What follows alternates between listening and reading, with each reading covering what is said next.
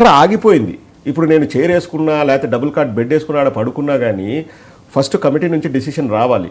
వచ్చిన తర్వాత ఇలా స్టార్ట్ చేద్దాం అని చేయాలి. ఈ బటన్లు నొక్కడానికి నిధులు ఎక్కడి నుంచి వస్తున్నాయి సార్? ఇది మంచి పాయింట్ అండి. ఇప్పుడు కేంద్ర మంత్రి నిర్మలా సీతారామన్ గారు, వారికి తెలిసినంతగా ఫైనాన్సెస్ గురించి ఎవరికి కూడా తెలియదు. వారు క్లియర్గా పార్లమెంట్ సాక్షిగా ఏం చెప్పారంటే 2014 నుంచి 2019 వరకు చంద్రబాబు నాయుడు గారు ఏదైతే అప్పులు చేశారో దానికంటే కూడా జగన్మోహన్ రెడ్డి గారి ప్రభుత్వం ఇప్పుడు అప్పులు తక్కువ చేసిందండి.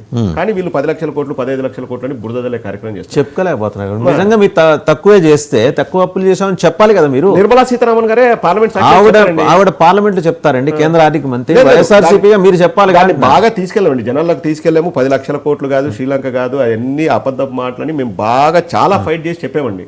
మేము ప్రజల్లోకి తీసుకెళ్ళాం.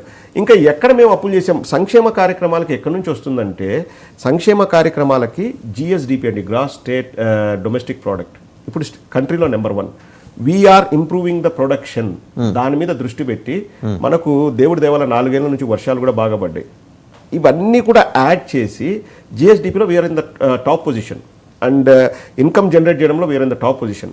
వాటిని సక్రమంగా ఉపయోగించి జగన్మోహన్ రెడ్డి గారు డీబీటీ ద్వారా ప్రజలకు ఇస్తున్నారండి. అంతేగాని మనం ఎక్కడ అప్పు చేసింది ఎక్కువ చేసింది లేదు.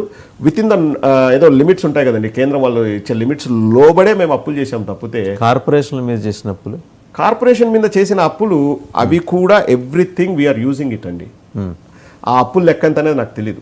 అలాగే ప్రభుత్వ స్థలాలు, ప్రభుత్వ వనాలు తాకట్టు పెట్టి ఈసారి తెలుగుదేశం నాకు కూడా విజన్ ఉందండి. ఈసారి జనమే కష్టపడుతున్నారు. అలాగైనా తెలుగుదేశం జనసేన కూటమిని తీసుకొచ్చి అధికారంలో పెట్టాలి. ఇప్పుడు చెబితే వినే రోజులు పోయినాయి. ఏదైనా ఉంటే నేరుగా చెప్పాలి. జర్నలిస్ట్ అండి, నేను మిమ్మల్ని ఒక క్వశ్చన్ అడుగుతున్నాను with your permission. Chandrababu Naidu గారు పవన్ కళ్యాణ్ ఎందుకు పొత్తులో పెట్టుకుంటారని, పవన్ కళ్యాణ్ ముఖ్యమంత్రి చేయడానికి పొత్తు పెట్టుకుంటున్నారా? అలాంటి ఉద్దేశాలు మీరు మొన్న చూసారో లేదో, లోకేష్ గారు అన్నారు. మర్చిపోయా, మీరు ఇందాక నుంచి నేను చెప్తున్నా, మీరు తెలుగుదేశాన్ని ఒక ప్రాంతీయ పార్టీ లాగానే చూస్తున్నారు. అది జాతీయ పార్టీ, ఆయన జాతీయ అధ్యక్షుడు, ఆయన ప్రధాన కార్యదర్శి. సో జాతీయ పార్టీ అంటే కొంత మన డెకోరం, వాళ్ళ డెకోరంని గుర్తులో పెట్టుకొని మనం రెస్పెక్ట్ ఇచ్చి మాట్లాడాలి. సో ఆయన ఏమన్నారు, జాతీయ ప్రధాన కార్యదర్శి ఏమన్నారు, దేర్ ఇస్ నో అంబిగ్యూటీ. సమర్థత అనుభవం ఉన్న చంద్రబాబు గారే ముఖ్యమంత్రి. ఆ విషయం పవన్ కళ్యాణ్ గారు కూడా అంగీకరించారు కదా అని. ఇది మీరు జస్ట్ నేను చెప్పింది క్లైమాక్స్. దాని ముందు ఇంటర్వెల్ ఒకటి ఉంటుంది. ఆ ఇంటర్వెల్ దాటి ముందరికి యువగళం సభ, దాదాపు 500-600 మంది కూర్చున్నారు. దాని మీద ట్యాగ్ లైన్ యువగళం, కూర్చున్నది OLX అంతా. సో ఆ సభలో ఈయన ఏం మాట్లాడారు